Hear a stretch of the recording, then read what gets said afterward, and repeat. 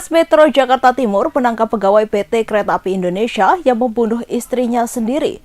Tersangka bernama atau berinisial AAW, 26 tahun, tega menganiaya istrinya RNA, 27 tahun, di rumah kontrakan yang terletak di Cipinang, Pulau Gadung, Jakarta Timur, Minggu 30 Juni 2024 siang. Kondisi jasad saat ditemukan bersimbah darah dan wajah penuh luka. Jasad tergeletak di depan pintu kamar mandi dan tampak bak mandi bayi berwarna merah muda yang berisi air. Pada Selasa 2 Juli 2024, Kapolres Metro Jakarta Timur Kombes Nicholas Ari Lilipali menyatakan korban dicekik dan dipukul hingga 2 kali usai memandikan anak yang masih berusia 8 bulan. Saat diperiksa, tersangka mengaku melakukan pemukulan ke wajah dan kepala. Setelah korban terjatuh, tersangka tak melakukan upaya pertolongan sehingga korban tewas. Tersangka kemudian menghubungi ayahnya dan mengabarkan kematian korban. Penyidik akan memeriksa kejiwaan tersangka yang tak kabur usai melakukan pembunuhan. Kombes Nicholas Ari Lilipali mengatakan tersangka menuduh istrinya hamil dan selingkuh dengan pria lain. Setelah dilakukan otopsi, terungkap korban tidak hamil. Penyidik juga telah memeriksa handphone milik korban dan tak ditemukan bukti perselingkuhan. Kabar kehamilan korban pertama kali keluar dari tersangka sehingga warga pun percaya. Akibat perbuatannya, tersangka dapat dijerat pasal 44 ayat 3 Undang-Undang Nomor 23 Tahun 2004 tentang penghapusan kekerasan dalam rumah tangga atau pasal 338 KUHP tentang pembunuhan. Sebelum ditangkap petugas kepolisian, pelaku sempat diinterogasi warga. Sekretaris RT setempat, Hendra, mengatakan kondisi jasad korban mengalami luka parah di wajah akibat penganiayaan. Pasangan suami istri sempat terlibat cekcok dan berujung kematian. Warga juga menemukan sebuah buku yang terdapat tulisan motif pelaku membunuh istrinya. Pelaku menulis menggunakan pensil sebelum membunuh korban. Hendra melanjutkan, dugaan sementara pelaku menganiaya korban karena ingin bercerai. Hakim Tunggal Eman Sulaiman sampai ingin bertepuk tangan mendengar pertanyaan hebat dari pengacara Peggy Setiawan ke ahli Profesor Suhandi Cahaya di lanjutan sidang pra-peradilan di Pengadilan Negeri Bandung, Rabu 3 Juli 2024. Hal itu bermula saat pengacara Peggy mempertanyakan ke ahli apakah boleh Polda Jawa Barat mengganti DPO dari Peggy Peron menjadi Peggy Setiawan. Ahli Suhandi pun menegaskan tidak boleh. Sontak hal itu membuat pengunjung sidang bersorak. Hakim Eman pun menegur pengunjung sidang yang ribut itu. Eman mengakui dirinya juga ingin bertepuk tangan tapi harus menahan diri karena berada di ruang sidang.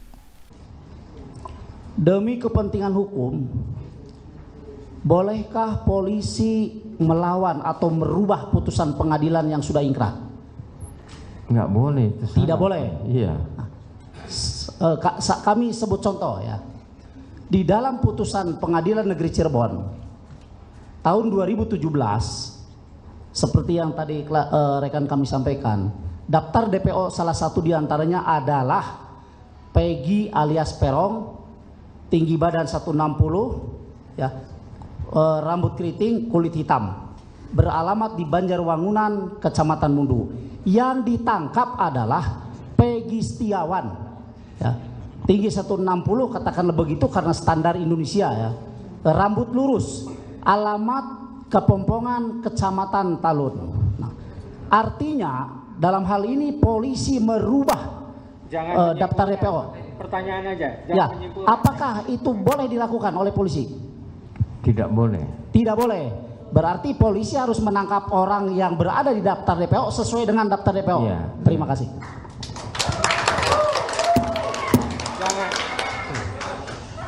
Jangan ditepuk tangan ya. Saya juga mau tepuk tangan juga ditahan. Semuanya harus menahan. Ya.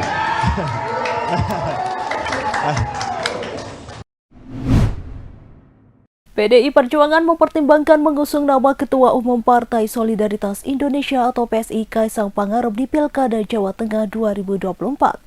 Selasa 2 Juli, Ketua DPP PDIP Puan Maharani mengatakan nama Kaisang Pangarep masuk radar PDIP setelah melihat elektabilitas putra bungsu Presiden Joko Widodo itu menjadi yang tertinggi berdasarkan hasil survei yang dilakukan oleh beberapa lembaga.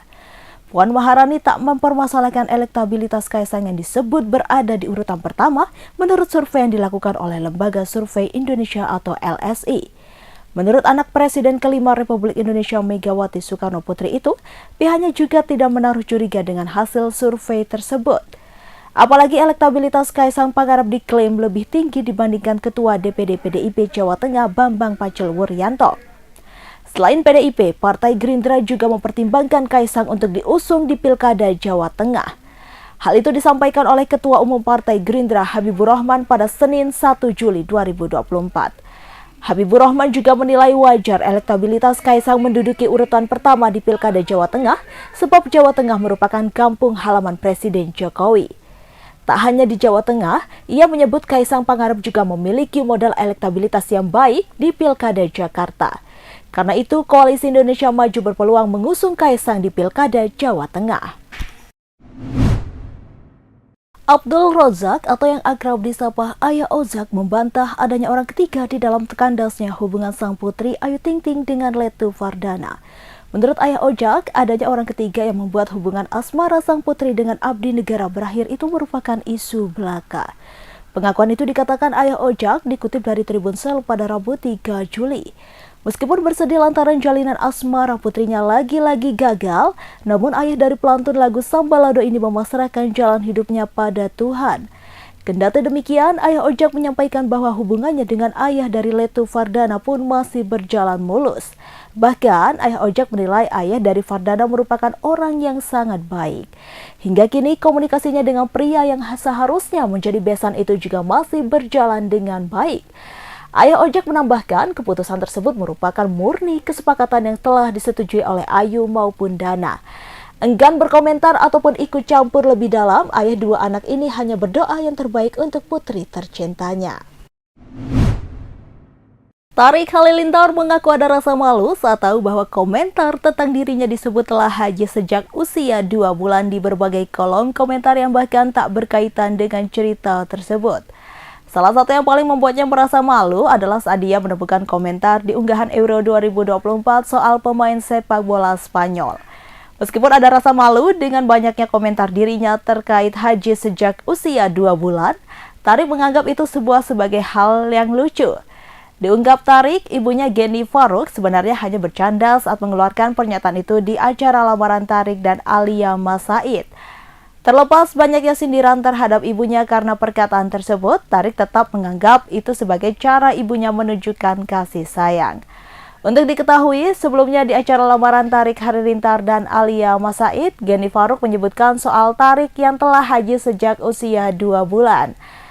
Atta sempat menghentikan ucapan ibunya dengan mengatakan hal itu belum bisa disebut haji, tetapi Geni Faruk memberikan jawaban atas ucapan putra sulungnya itu.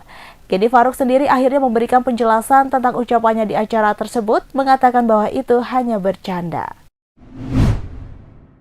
Nasib tragis menimpa seorang ibu rumah tangga bernama Siriati 30 tahun di Kabupaten Luwu, Sulawesi Selatan.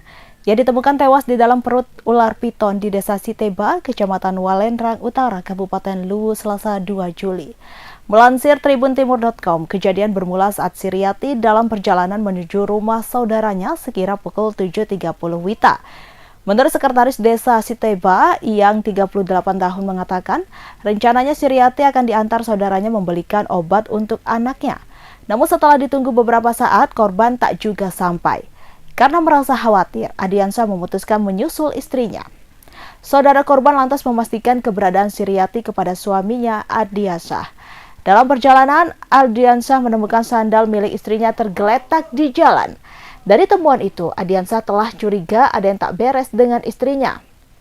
Adiansyah juga menemukan jejak istrinya dimangsa ular. Menurutnya, sang istri diseret oleh ular tersebut sejauh 5 meter. Tak lama setelah itu, Adiansyah pergi memanggil keluarganya dan warga dusun Balatana. Warga akhirnya menemukan ular raksasa sepanjang sekira 6 meter dengan perut besar.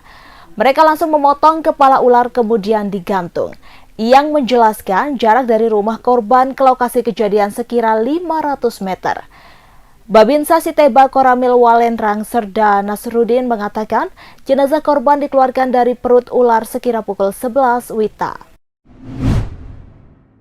TNI Angkatan Darat menyatakan terbuka apabila ada bukti keterlibatan prajurit dalam kebakaran rumah wartawan Tribrata TV, Riko Sempurna Pasaribu, di Kelurahan Padang Mas, Kecamatan Kabanjahe, Kabupaten Karo, Provinsi Sumatera Utara.